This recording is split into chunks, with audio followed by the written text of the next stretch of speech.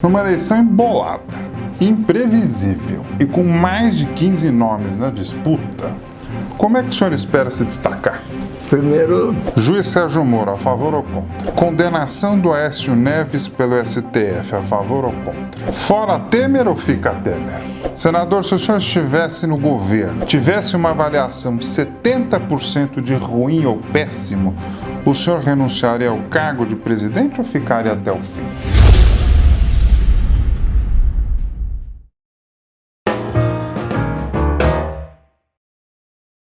O futuro do Brasil está na sua mão, no seu voto. Mas não só no seu voto. O futuro desse país depende da sua participação antes, durante e depois das eleições. Não basta só votar certo. Tem que participar, tem que cobrar, tem que se envolver mais na política. Hoje vamos continuar a série de entrevistas com os pré-candidatos à presidência da República. A minha intenção é conversar com os principais nomes desta campanha presidencial. Será que eu vou conseguir? Dependo deles. O convite já foi feito para todas as assessorias. A entrevista com o Flávio Rocha, pré-candidato, já está no ar, aí você pode ver. O meu convidado de hoje é senador e pré-candidato à presidência da República pelo partido Podemos. Álvaro Dias, seja bem-vindo ao programa de entrevistas Ping Pong com Bonfá. Pois não, Bonfá, um prazer. Vamos conversar sim sobre o Brasil, evidentemente tentando verbalizar os sonhos e as esperanças de milhões de brasileiros, né, que tentam outra vez arrumar esse país na direção do seu futuro, e nós estamos nessa empreitada exatamente com esse objetivo. O senhor já foi vereador, deputado estadual, deputado federal, é senador hoje. Sim. Já foi governador do Paraná. Exatamente. O senhor é o novo ou o velho da política? É aí que está. Eu sou o novo da política, porque sempre fui o novo, desde os meus 22 anos, quando comecei como vereador. Por essa razão, se você analisar o meu histórico, você vai verificar que eu só fui governo os 4 anos que governei o Paraná e depois 7 meses só do segundo mandato do presidente Fernando Henrique Cardoso, porque já em agosto do primeiro ano do segundo mandato, eu fui para a oposição, porque quis instalar uma CPI da corrupção e fui expulso do partido, né? Houve uma tentativa de expulsão e eu acabei saindo.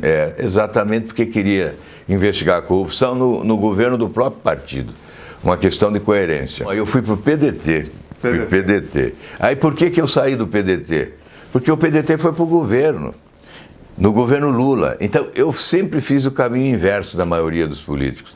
Os políticos, quase sempre, como manadas de elefantes, né, correm para a sombra do poder, para se beneficiar dos seus favores, né? E eu sempre o contrário. O novo é aquele que recicla suas ideias, que evolui. A experiência não envelhece. A experiência certamente recicla, renova, rejuvenesce as ideias, os conceitos e dá sustentação. Alguns apareceram dizendo: o povo brasileiro quer o outsider, né? E começaram a impulsionar nomes, comunicador de televisão, ou enfim. Aí o que aconteceu? Aí tentavam impor que essa era a verdade. Aí o Instituto de Pesquisa foi ao povo, o Datafolha, o Ibope. Esses institutos foram à população e o que disse a população? Queremos experiência administrativa e passado limpo. Quer dizer, aí depois dizem que o povo não sabe votar. Entendi. Sabe mais do que certos cientistas políticos, porque olha aí, eu pelo menos aposto na inteligência popular. A população dizendo: eu quero experiência administrativa e passado limpo, está exatamente fazendo a análise correta das nossas dificuldades e certamente reconhecendo que sem experiência administrativa, competência, honestidade, será muito difícil tirar o Brasil desse buraco onde ele se encontra. Senador, na última pesquisa do Instituto MDA, contratada pela CNT, no cenário com o Lula e sem o Joaquim Barbosa, ou seja, a pesquisa mais recente, no método estimulado, seu nome aparece em 6º lugar com 2,5% das intenções de voto. Em outro cenário, sem o Lula e sem o Joaquim Barbosa, também pelo método estimulado, o senhor aparece em 5º lugar com 3% das intenções de votos. Numa eleição embolada, imprevisível e com mais de 15 nomes na disputa, Como é que o senhor espera se destacar? Primeiro, essa pesquisa não me preocupa, né? Aliás, me desculpem, tem pesquisa para todo gosto aí na praça, né? Depende de quem contrata. Eu prefiro aguardar a Datafolha, porque é um Ibope, são grandes institutos reconhecidos. E por que não falam da rejeição dos candidatos? Não, eu ia falar, calma, não cheguei lá. Na pesquisa do Datafolha e nas outras pesquisas que eu tive acesso, o senhor dos pré-candidatos à presidência da República é o que tem a menor rejeição. Exatamente, isso é o mais importante. Por quê? Vamos explicar por quê. Viu como eu estou bem informado? Exatamente, porque a rejeição é algo pronto, feito. O senhor tem chance de crescer. A rejeição diz respeito ao passado e ao presente. A intenção de voto é aquela história da nuvem na política. Uma hora está aqui, outra hora está ali. Nesta hora, tantos meses antes da eleição, nós temos exemplos inúmeros, né, de candidatos que nessa época não tinha nem 1% na pesquisa e ganhou a eleição. Prefeitos e governadores. O que vale é a rejeição, porque é a constatação da avaliação que a população faz dos políticos, né?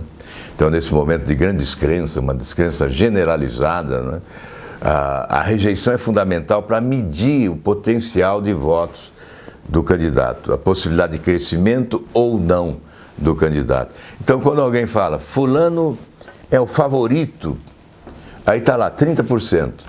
Aí você vai analisar a rejeição, 45%, 50%, isso significa passa de 50%. Que ele tem aquele número, mas ele não cresce mais, exato. Só pode perder. Então a manchete deveria ser diferente.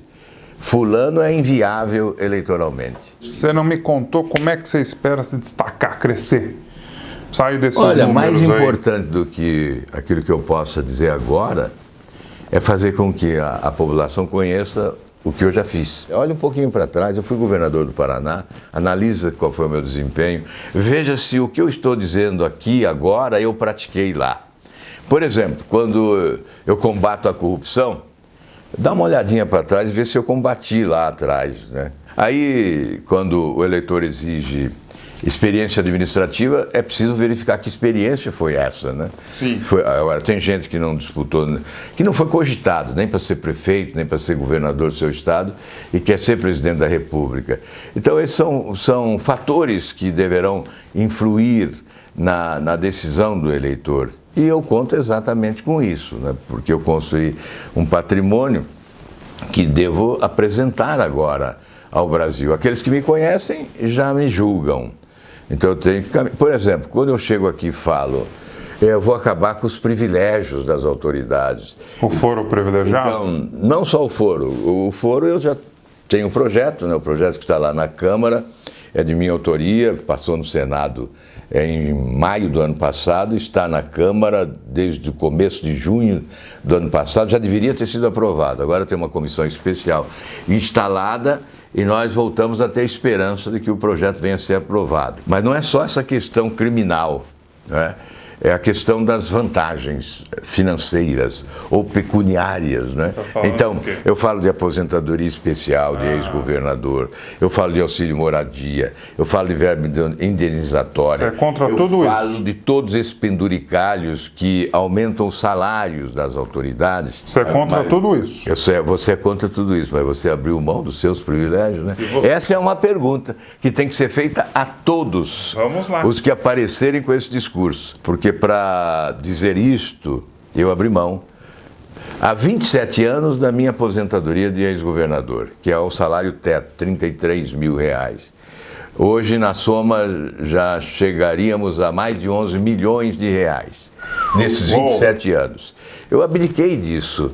Eu acho que isso tem alguma importância, eu acho que isso tem algum valor. Claro. Isso aí tem que ter algum significado. Senão, qual é o estímulo?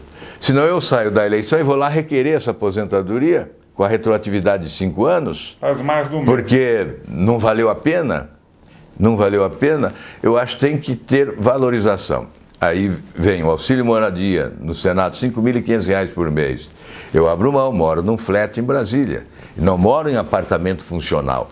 Aí R$15 mil de verba indenizatória. Abro mão. As passagens, eu uso uma parte, devolvo 1/3. Neste ano de eleição, não uso mais. Por quê? Para não confundir mandato com campanha eleitoral. Então, é preciso abrir mão dos privilégios para poder combater os privilégios dos outros. E essa república que temos mais se parece com o império, porque uma minoria que assaltou o poder no país explora o esforço coletivo para preservar os seus privilégios.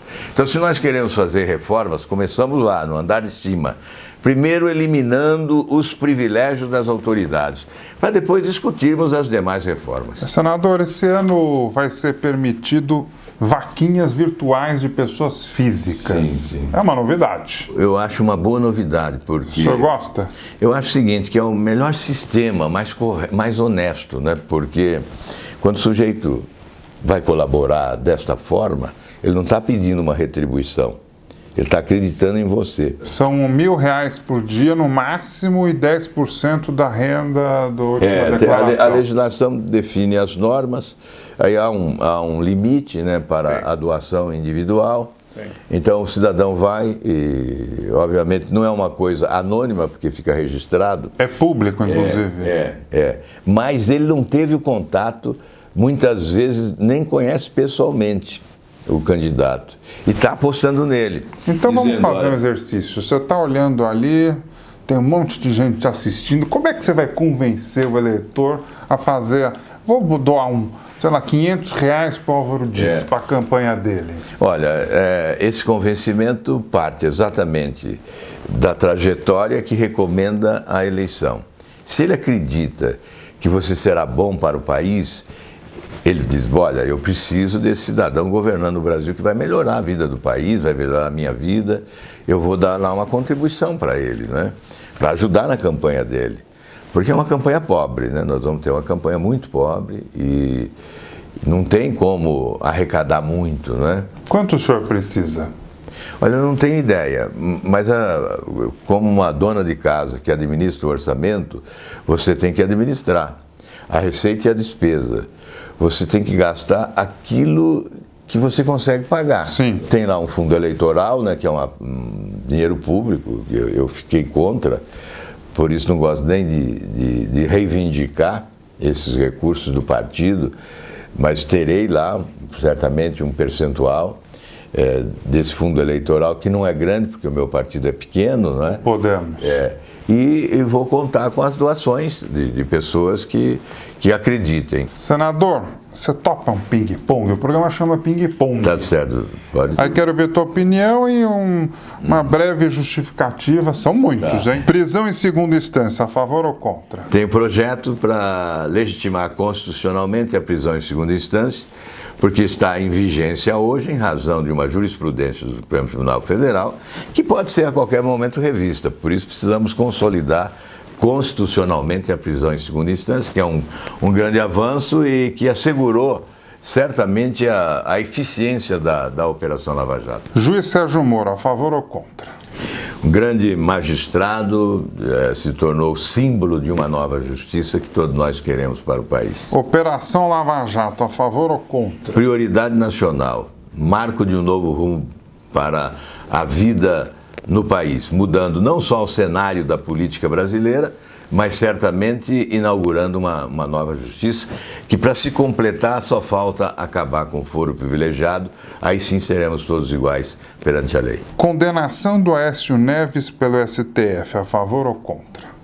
Aí a justiça decide, com base nas provas. Na verdade, quando se condena alguém, se condena com base em provas materiais, documentais, testemunhais, e é isso que no processo ocorre, né? Às vezes o processo é lento exatamente por isso, para dar amplo direito de defesa e, obviamente, o julgamento se dá em razão das provas. Fora Temer ou fica Temer? Ele vai terminar o mandato, né? Porque nas oportunidades que a Câmara dos Deputados teve de afastá-lo, autorizando a instauração dos procedimentos de investigação, ele conseguiu, com o balcão de negócios, safar-se, né? Então. Senador, se o senhor estivesse no governo, tivesse uma avaliação 70% de ruim ou péssimo, o senhor renunciaria ao cargo de presidente ou ficaria até o fim?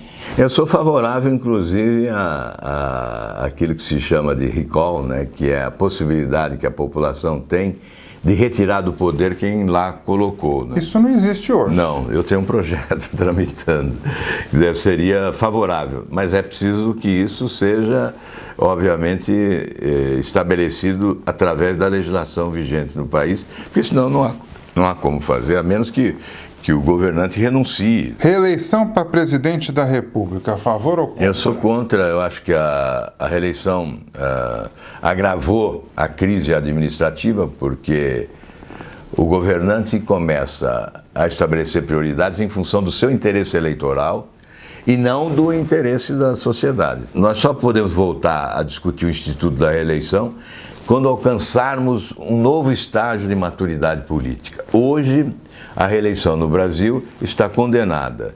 Eu, se puder, acabo com ela. Você está gostando da entrevista com o senador Álvaro Dias, pré-candidato à presidência pelo Podemos? Não acabou. Continue aqui.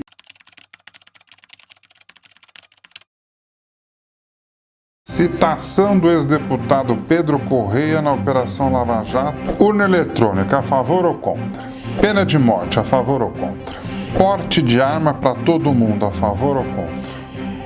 Aborto, o senhor é a favor ou contra? Casamento gay, a favor ou contra? E quando você vai à igreja, você pede o quê?